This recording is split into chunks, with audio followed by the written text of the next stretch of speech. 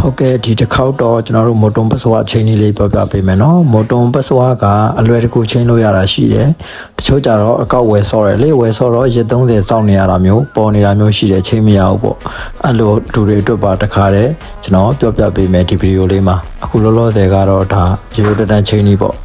ချိန်မိုတွန်ပတ်စဝါလေးကိုနှိပ်လိုက်ပါပြီးတာနဲ့ဒါမျိုးလေးစမ်းကုတ်ပေါ်လာမယ်ဗျ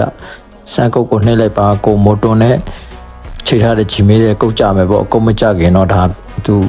ပြထားတဲ့အတိုင်းလေးအစင်လိုက်လေးရွေးပေးပေါ့ဗျာမိုတွန်နဲ့ချိန်ထားတဲ့ဂျီမေးတဲ့ကုတ်ကြမယ်ပေါ့ဗျာကုတ်ကလေးကိုတစ်ချက်ရိုက်ထည့်လိုက်ပါ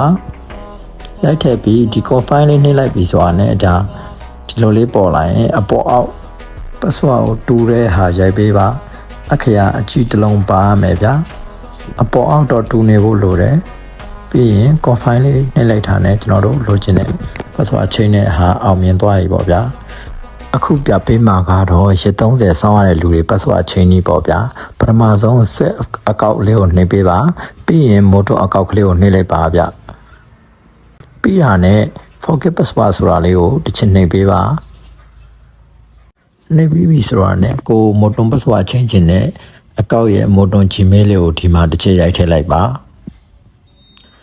ကျွန်တော်ကတော့ဒီမှာဥပမာတစ်ခုရိုက်ပြထားတယ်ဗျာကဲဟုတ်ပြီပြီးပြီဆိုတာနဲ့ကျွန်တော်တို့ confine လေးကိုတစ်ချက်နှိပ်ပေးပါ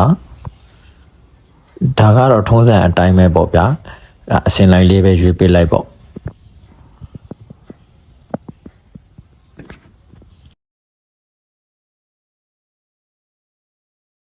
ကဲဟုတ်ပြီဒီလိုအဆင်ပြေသွားပြီဆိုတာနဲ့ကိုမိုတွန် Gmail ထဲမှာ